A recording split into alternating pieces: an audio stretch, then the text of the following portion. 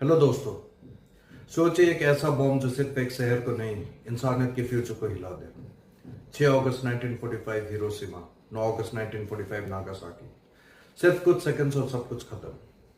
एक बॉम्ब गिरा और पूरी दुनिया ने देखा क्या होता है जब इंसान खुद अपनी बर्बादी का मास्टरमाइंड बन जाती है।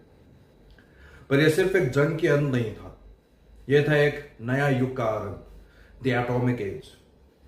इसके पीछे छुपी थी एक टॉप सीक्रेट रेस, एक साइंटिफिक रेवोल्यूशन जिसमें दुनिया का सबसे इंटेलिजेंट दिमाग शामिल थे और जिसका नतीजा था दुनिया का पहला एटम बॉम्ब। लेकिन अमेरिका इस रेस में सबसे आगे कैसे निकला? कैसे एक चिट्ठी एल्बर्ट आइंस्टाइन के सिग्नेचर के साथ बन गई थी दुनिया का सबसे विनाशक मिशन का स्टार्टिंग पॉइंट? यह कहानी है मैनहट्टन प्रोजेक्ट की। एक मिशन जो इतना सीक्रेट था कि हजारों साइंटिस्ट इस पर काम कर रहे थे, मगर किसी को नहीं पता था कि वो बना क्या रहे हैं। उन्होंने सोचा वो दुनिया को बचाने के लिए काम कर रहे हैं, लेकिन जब हिरोशिमा और नागासाकी के आसमान में न्यूक्लियर मशरूम क्लाउड उठे तो समझ आया वो दुनिया को बदल नहीं रहे थे, वो उसे मिटा रहे थे। इस वीडियो में हम जानेंगे किस तरह न्यूक्लियर साइंस एक हथियार बना, कैसे पॉलिटिक्स और फियर ने साइंस को कंट्रोल किया, और क्यों रॉबर्ट ओपेनहाइमर ने कहा, now I am become death the destroyer of worlds. ये कहानी सिर्फ हिस्ट्री की नहीं, ये वार्निंग है कि जब इंसान अपनी ताकत भूल जाता है तो साइंस भी बर्बादी बन जाती है।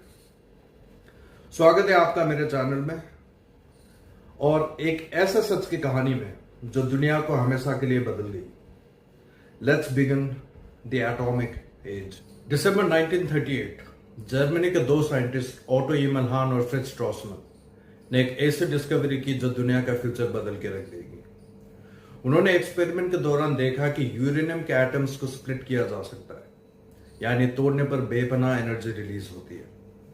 इस प्रोसेस को उन्होंने नाम दिया न्यूक्लियर फिशन, जिसमें एक एटम के न्यूक्लियस टूटकर छोटी छोटी पार्ट्स में डिवाइड हो जाते हैं और उसके साथ रिलीज होती है मैसिव एनर्जी। इस डिस्कवरी का मतलब सिर्फ साइंटिफिक प्रोग्रेस नहीं था, इसने एक नई थ्रेट को जन्म दिया। साइंटिस्ट समझ गए थे कि अगर इस रिएक्शन को कंट्रोल करके यूज किया जाए तो एक ऐसा बॉम्ब बनाया जा सकता है जो इतना पावरफुल होगा जैसे दुनिया ने पहले कभी नहीं देखा। ये एक टर्निंग पॉइंट था साइंस और वॉरफेयर दोनों के लिए।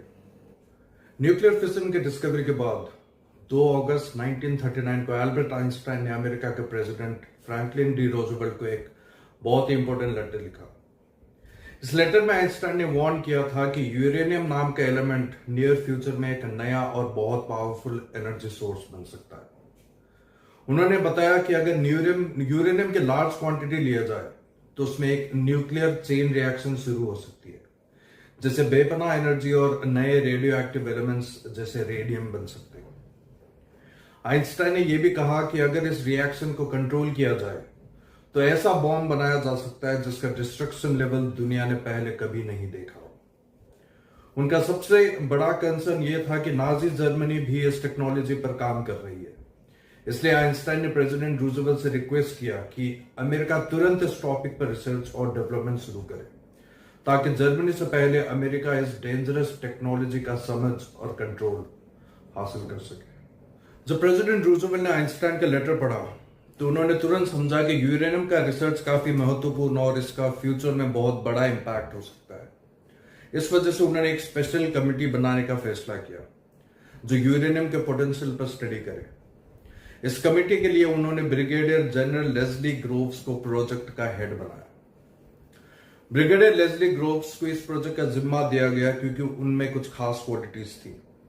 वो क्रिटिकल थिंकर थे, काफी जिद्दी नेचर के थे, उनमें ईगो भी था, लेकिन साथ वो इंटेलिजेंट भी थे। सबसे जरूरत बात, उनके अंदर एक स्ट्रॉन्ग डिटर्मिनेशन और ड्राइव थी अपने गोल्स को किसी भी हाल में पूरा करने की।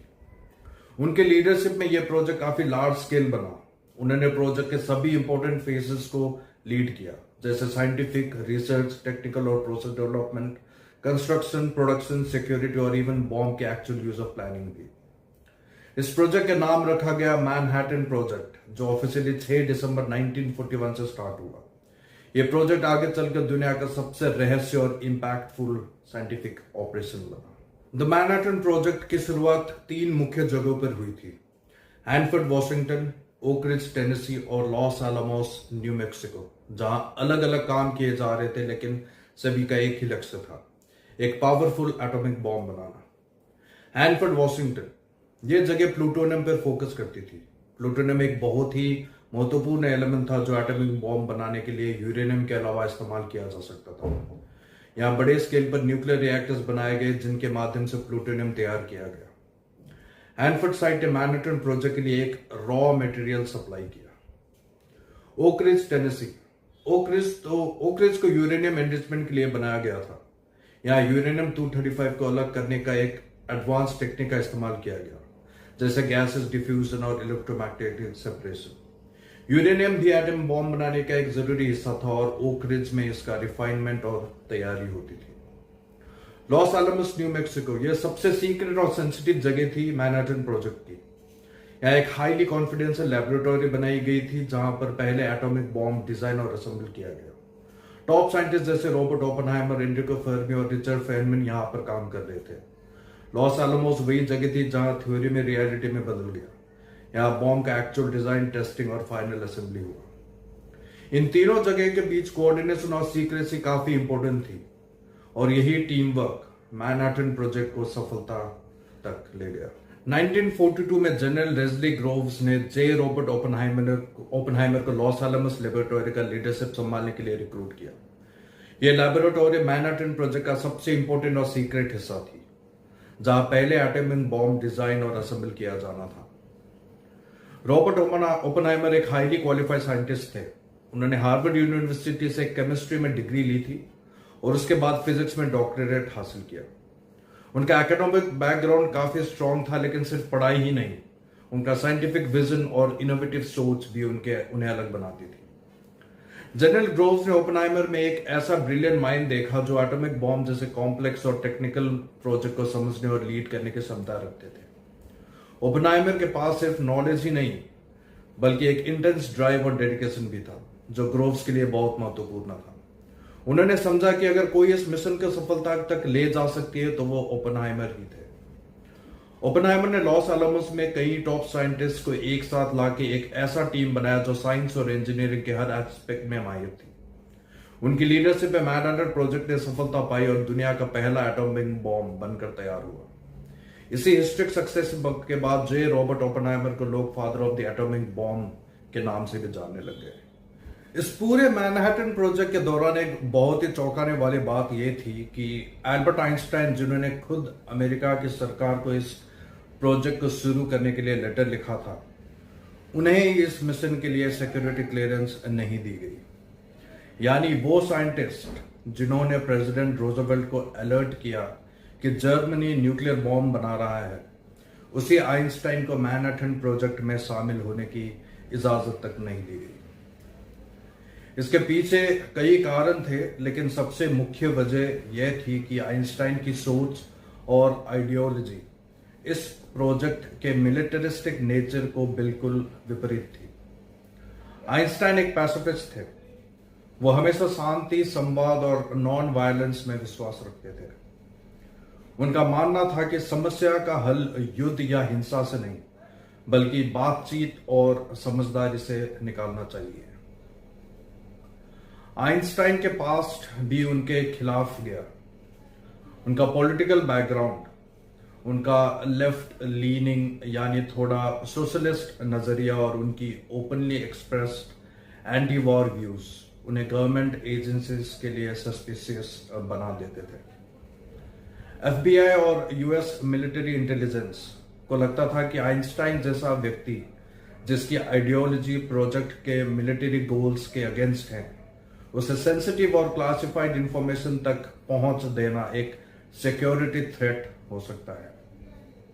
इसलिए जब मैनहट्टन प्रोजेक्ट स्टार्ट हुआ तो आइंस्टाइन को उसमें शामिल नहीं किया गया। उन्हें ना तो साइंटिफिक डिस्कशंस का हिस्सा बनने दिया गया, ना ही उन्हें किसी भी रिसर्च लैब जैसे लॉस आलामोस जाने का अधिकार मिला। आयरोनिकली, जिस व्यक्ति ने इस प्रोजेक्ट की शुरुआत में सबसे बड़ा रोल निभाया, वो उसके सबसे दूर रखा गया। ये एक हिस्ट्रिकल कॉन्ट्रडिक्शन है। आइंस्टाइन ने डेंजर को पहचाना, सरकार को अलर्ट किया और उसी प्रोजेक्ट से उन्हें अलग कर दिया गया, सिर्फ इसलिए क्योंकि वो युद्ध के विपरीत थे। मैनहट्टन प्रोजेक्ट एक ऐसा मैसिव और सीक्रेट ऑपरेशन था जिसमें हर लेवल के लोग शामिल थे, scientists, military officers, civilian administrators, engineers और कंस्ट्रक्शन वर्कर्स। ये सिर्फ एक साइंटिफिक या मिलिट्री इनिशिएटिव नहीं था, बल्कि एक नेशनल स्केल मिशन बन चुका था। इस प्रोजेक्ट के पीक पर इसमें लगभग 1,30,000 लोग काम कर रहे थे। ये लोग अलग अलग जगहों पर असाइन थे, जैसे Los Alamos New Mexico, Oak Ridge Tennessee और हैनफोर्ड वाशिंगटन। इनमें से कुछ टॉप लेवल न्यूक्लियर फिजिसिस्ट और इंजीनियर्स थे, जैसे J Robert Oppenheimer, Enrico Fermi और नील्स बोर, जो बॉम्ब के टेक्निकल और थ्योरेटिकल डिजाइन पर काम कर रहे थे। लेकिन यहाँ एक इंटरेस्टिंग बात यह थी कि जबकि टेक्नोलॉजिकल और साइंटिफिक पर्सनल को यह क्लियरली पता था कि उनका काम न्यूक्लियर वेपन बनाने के लिए हो रहा है, ज्यादातर वर्कफोर्स जैसे कि lab assistants, factory workers, technicians और कंस्ट्रक्शन वर्कर्स को इस प्रोजेक्ट का रियल ऑब्जेक्टिव के बारे में पूरी जानकारी नहीं दी गई थी। उन्हें सिर्फ उनका स्पेसिफिक टास्क दिया जाता था, जैसे एक मशीन चलानी या किसी रिएक्टर का मेंटेनेंस करना, लेकिन ये बताया नहीं जाता था कि ये काम आखिर किस मकसद के लिए हो रहा है। ये सीक्रेसी इसलिए रखी गई ताकि इंफॉर्मेशन लीक ना हो और कोई भी फॉरेन स्पाई या एनिमी नेशन इस बारे में कुछ जानना ना सके। प्रोजेक्ट के हाई लेवल प्लानर्स जानते थे कि जितनी कम जानकारी लोगों के पास होगी, उतनी ये प्रोजेक्ट सिक्योर रहेगा। आखिर में जब हिरोशिमा और नागासाकी पर एटॉमिक बॉम्ब्स गिराए गए, तभी दुनिया को और कई मैनहट्टन प्रोजेक्ट वर्कर्स को भी पता चला कि उनका काम इस हिस्ट्रिक और डिस्ट्रक्टिव चीज का हिस्सा। मैनहट्टन प्रोजेक्ट के दौरान जब अमेरिका एटॉमिक बॉम्ब बनाने के लिए तेजी से काम कर रहा था, तब जर्मनी भी अपना एक न्यूक्लियर वेपन्स प्रोग्राम चला रहा था। इस जर्मन प्रोग्राम को यूरेनवेरन यानी यूरेनियम क्लब के नाम से जाना जाता था। इसका उद्देश्य भी एक न्यूक्लियर वेपन डेवलप करना था, लेकिन यह प्रोजेक्ट अमेरिकन एफर्ट्स के मुकाबले काफी पीछे था। जर्मन साइंटिस्ट जैसे वर्नर हाइजेनबर्ग, ओटो हान ने कुछ इंपॉर्टेंट थ्योरेटिकल और एक्सपेरिमेंटल प्रोग्रेस तो किया, जैसे कि न्यूक्लियर फिशन के प्रोसेस को समझना और चेन रिएक्शन पर रिसर्च, लेकिन इनका प्रोजेक्ट कभी भी एक सस्टेन्ड न्यूक्लियर चेन रिएक्शन तक नहीं पहुंच पाया। इसका मतलब यह था कि उनके पास बॉम्ब बनाने लायक एनर्जी रिलीज करने की टेक्नोलॉजी या इंफ्रास्ट्रक्चर नहीं था। सबसे बड़ी टेक्निकल रुकावट यह थी कि जर्मनी यूरेनियम को एनरिच करने में सफल नहीं हो पाया। एनरिच्ड यूरेनियम या प्लूटोनियम ही एटॉमिक बॉम्ब के लिए जरूरी होता है, लेकिन जर्मनी के पास उस लेवल की इंडस्ट्रियल कैपेसिटी नहीं थी जो अमेरिका ने मैनहट्टन प्रोजेक्ट के जरिए डेवलप की थी। आखिरकार जर्मन मिलिट्री लीडरशिप ने यह कंक्लूड किया कि न्यूक्लियर बॉम्ब उनकी वॉर टाइम स्ट्रैटेजी में तुरंत कोई सिग्निफिकेंट एडवांटेज नहीं देगा। इस वजह से यूरेनवेरन प्रोजेक्ट को लिमिटेड कर दिया गया और उसे एक लैब स्केल साइंटिफिक रिसर्च तक सीमित रखे गए, ना कि एक फुल फ्लेज्ड वेपन डेवलपमेंट के रूप में। इनके अलावा जर्मनी को साइंटिफिक मैन पावर, रिसोर्सेस और स्टेबिलिटी की भी कमी थी, जो मैनहट्टन प्रोजेक्ट में अमेरिका को मिल रही थी, जैसे कि फंडिंग, इंडस्ट्रियल सपोर्ट और एलाइड साइंटिस्ट का कोलैबोरेशन। यह भी माना जाता है कि अगर जर्मनी ने न्यूक्लियर बॉम्ब के लिए मैनहट्टन प्रोजेक्ट जैसे सीरियसनेस और स्केल से काम किया होता तो वर्ल्ड वॉर 2 का आउटकम अलग हो सकता था, लेकिन उनके न्यूक्लियर प्रोग्राम कभी भी वेपनाइजेशन स्टेज तक नहीं पहुंच सके। मैनहट्टन प्रोजेक्ट में सालों तक चली रिसर्च और साइंटिफिक स्टडी का परिणाम था 2 न्यूक्लियर बॉम्ब्स का विकसित होना। इनमें से एक बॉम्ब यूरेनियम पर आधारित था, जिसे लिटिल बॉय कहा गया, और दूसरा प्लूटोनियम पर आधारित था, जिसे फैटमैन के नाम से जाना गया। लिटिल बॉय एक यूरेनियम बेस्ड बॉम्ब था। लिटिल बॉय एक यूरेनियम 235 पर बेस्ड न्यूक्लियर बॉम्ब था, जिसमें एक गन टाइप डिजाइन का इस्तेमाल किया गया।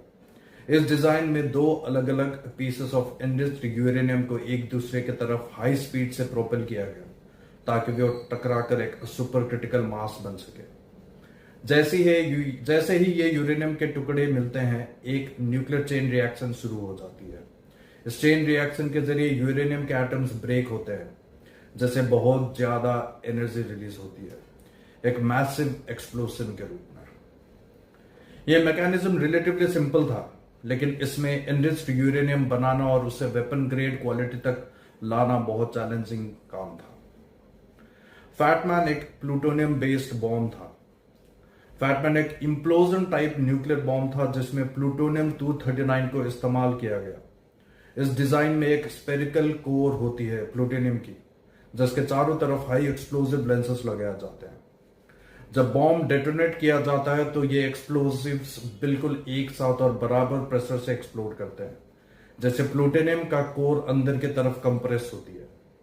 यह कंप्रेशन प्लूटोनियम को सुपर क्रिटिकल स्टेट में ले जाता है, जहां एक तेजी से बढ़ने वाली न्यूक्लियर चेन रिएक्शन शुरू हो जाती है। इस रिएक्शन के नतीजे में मैसिव एनर्जी रिलीज होती है जो एक शक्तिशाली ब्लास्ट का रूप ले लेती है। इम्प्लोजन डिजाइन काफी कॉम्प्लेक्स था, लेकिन यह प्लूटोनियम के लिए जरूरी था क्योंकि गन टाइप डिजाइन प्लूटोनियम के साथ काम नहीं करता था। इन दोनों बॉम्ब्स ने मैनहट्टन प्रोजेक्ट का विज्ञान, इंजीनियरिंग और मिलिट्री प्लानिंग का सच में चमत्कारी प्रदर्शन किया, लेकिन साथ ही दुनिया को भी एक ऐसे युग में डाल दिया जहां न्यूक्लियर पावर के साथ साथ न्यूक्लियर विनाश का डर भी हमेशा के लिए जुड़ गया। अमेरिका ने 2 एटॉमिक बॉम्ब का निर्माण कर चुका था। जुलाई 1945 को दुनिया का पहले न्यूक्लियर एक्सप्लोजन हुआ, जिसे ऑफिशियली ट्रिनिटी टेस्ट के नाम से जाना जाता है। यह टेस्ट लॉस एलमस, न्यू मैक्सिको से लगभग 210 मील साउथ में अलामोगाडो बॉम्बिंग रेंज में एक रिमोट एरिया में किया गया। इस टेस्ट में एक प्लूटोनियम इम्प्लोजन डिवाइस का यूज हुआ, जिसका कोड नेम था गैजेट। इस बॉम्ब को एक 100 फुट ऊंची टावर पर रखा गया था और एग्जैक्टली सुबह 5:30 बजे इसे डेटोनेट किया गया। ब्लास्ट से 18.6 किलो टन के बराबर पावर रिलीज हुई। स्टील टावर तुरंत वेपराइज हो गया। डेजर्ट का आसफाल्ट और सैंड पिघलकर एक हरी ग्लास जैसी सब्सटेंस बन गई, जिसे ट्रिनिटाइट कहा गया। एक्सप्लोड होने के कुछ ही सेकेंड्स बाद एक मैसिव शॉक वेव और हीट वेव पूरा डेजर्ट में फैल गया, जो इतनी पावरफुल थी कि दूर खड़े ऑब्जर्वर्स तक जमीन पर गिर गए। आई विटनेस रिपोर्ट्स में एक फॉरेस्ट रेंजर ने बताया कि ब्लास्ट साइट से 150 मील्स वेस्ट में एक फायरबॉल ब्लास्ट और काला स्मोक देखा। एक व्यक्ति 150 माइल दूर बोला कि स्काई सूरज जैसा चमक उठा। एक यूएस नेवी पायलट जो 10,000 फीट की हाइट पर अपना प्लेन में उड़ा रहा था, बोला कि उसके कॉकपिट में ऐसा लगा जैसे सूरज साउथ से निकला हो। जब उसने एयर ट्रैफिक कंट्रोल से पूछा तो बस एक जवाब मिला, डोंट फ्लाई साउथ। क्योंकि यह टेस्ट टॉप सीक्रेट थी, इसकी रियल वजह पब्लिक से छुपाई गई और प्रेस रिलीज में बताया गया कि एक एम्यूनिशन मैगजीन जिसमें एक्सप्लोजिव्स थे रिमोट एरिया में एक्सप्लोड हुआ। किसी को कोई नुकसान नहीं हुआ। इस ब्लास्ट के असली कारण एक एटॉमिक बॉम्ब टेस्ट को ऑफिशियली तब तक डिस्क्लोज नहीं किया जब 6 अगस्त 1945 को हिरोशिमा पर एटॉमिक बॉम्ब नहीं गिराया गया। ट्रिनिटी टेस्ट की सफलता ने यह प्रूव कर दिया कि एटॉमिक बॉम्ब अब मिलिट्री यूज के लिए तैयार है। यह मोमेंट दुनिया के लिए एक नया युग, एटॉमिक एज की शुरुआत थी।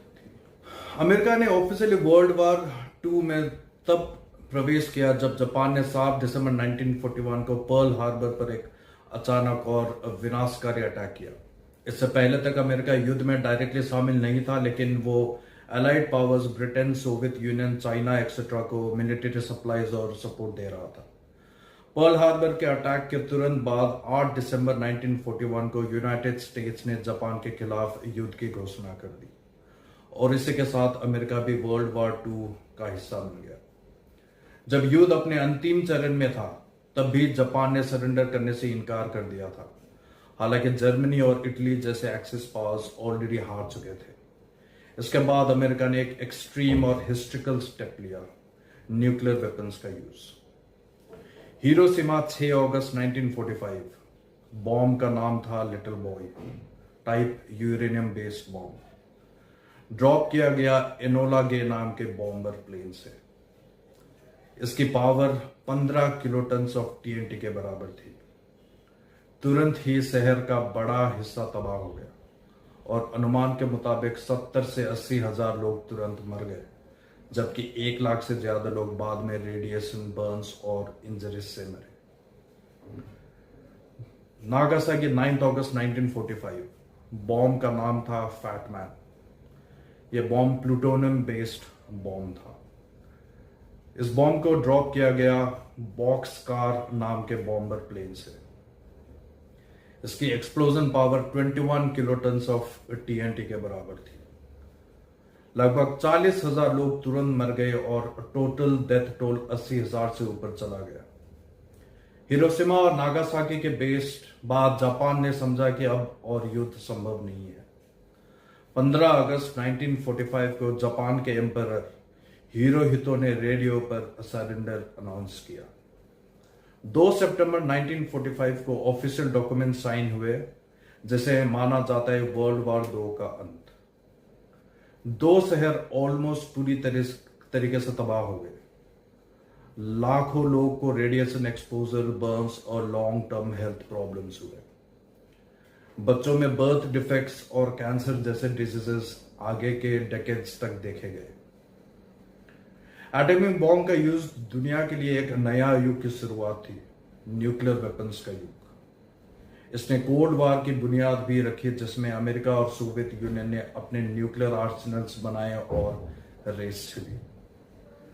दुनिया भर के साइंटिस्ट्स और लीडर्स के बीच ये डिबेट चालू हुआ कि क्या एटॉमिक बॉम्ब का यूज जस्टिफाई था। क्या इतने लोगों का मास किलिंग जरूरी था जब जापान सरेंडर के करीब था। पर्ल हार्बर के अटैक के बाद अमेरिका ने वर्ल्ड वॉर 2 में कदम रखा और जब तक जापान ने सरेंडर नहीं किया, अमेरिका ने हिरोशिमा और नागासाकी पर बॉम्ब अटैक गिराकर युद्ध का अंत कर दिया। लेकिन इस युद्ध का अंत इंसानियत के लिए एक नया भयानक सच भी लेकर आया कि साइंस में जितनी ताकत है उतना ही तबाही की क्षमता भी है। जब हिरोशिमा और नागासाकी पर एटॉमिक बॉम्ब्स गिराए गए और उनके विनाशकारी परिणामों का रिपोर्ट सामने आई, जिसमें लाखों लोगों की मौत, हजारों लोग घायल और रेडिएशन से होने वाली भयानक बीमारियों की तस्वीर दुनिया के सामने आई, तब मैनहट्टन प्रोजेक्ट के साइंटिफिक डायरेक्टर जे रॉबर्ट ओपेनहाइमर ने गहरी पश्चाताप व्यक्त किया। ओपेनहाइमर, जिन्होंने मैनहट्टन प्रोजेक्ट को लीड किया था, उन्होंने जब जापान के डेवस्टेशन की डिटेल्स देखी, मास डेथ, बर्न सिविलियंस, बच्चे और रेडिएशन के असर, तो उनका दिल दुखी हो गया। उन्होंने कहा, now I am become death, the destroyer of worlds. ये लाइन उन्होंने भगवद गीता से कोट की थी, जिससे उन्होंने अपने ऊपर लागू किया। उन्होंने एक बार प्रेसिडेंट हैरी ट्रूमन से मिलने के बाद बोली, जहां पे उन्होंने हैरी ट्रूमन को बोला, I feel I have blood on my hands. यानी उन्हें महसूस हुआ कि उनके हाथों पर लाखों लोगों का खून है, चाहे वो डिसीजन उनका ना भी था, बॉम्ब उन्हीं के काम का परिणाम था। एटॉमिक बॉम्ब के विनाश देकर ओपेनहाइमर ने डिसाइड किया कि वो आगे चलकर न्यूक्लियर वेपन्स के खिलाफ आवाज उठाएंगे। उन्होंने न्यूक्लियर आर्म्स रेस का विरोध बोला। डीमिलिटराइजेशन ऑफ साइंस को सपोर्ट किया, जिसमें साइंस को सिर्फ पीस और प्रोग्रेस के लिए इस्तेमाल किया जाए, ना कि युद्ध और हिंसा के लिए। इंटरनेशनल कंट्रोल और न्यूक्लियर डिसआर्मामेंट का सपोर्ट किया, ताकि ऐसे हथियार कभी फिर से यूज ना हो। उनका कहना था कि साइंस का असली उद्देश्य जीवन बनाना है, ना कि जीवन को खत्म करना। ओपेनहाइमर के व्यूज उन दिनों अमेरिका के पॉलिटिकल और मिलिट्री लीडरशिप को पसंद नहीं आए, खासकर कोल्ड वार के दौरान, जब अमेरिका और सोवियत यूनियन के बीच न्यूक्लियर आर्म्स रेस शुरू हो चुकी थी। उन पर कम्युनिस्ट लिंक्स के आरोप लगे और उनका सिक्योरिटी क्लियरेंस कैंसिल कर दिया गया, मतलब उन्हें गवर्नमेंट रिसर्च प्रोजेक्ट से अलग कर दिया गया। ओपेनहाइमर ने एक साइंटिफिक के रूप में एक साइंटिफिक माइलस्टोन तो हासिल किया, लेकिन हिरोशिमा नागासाकी के बाद उन्होंने अपने काम की मानविक कीमत महसूस की। उनका पश्चाताप और अंतिम जीवन के एफर्ट्स हमें ये याद दिलाते हैं कि विज्ञान के पास तबाही और रचना दोनों की ताकत है, और चुनाव इंसान को हाथ में होता है।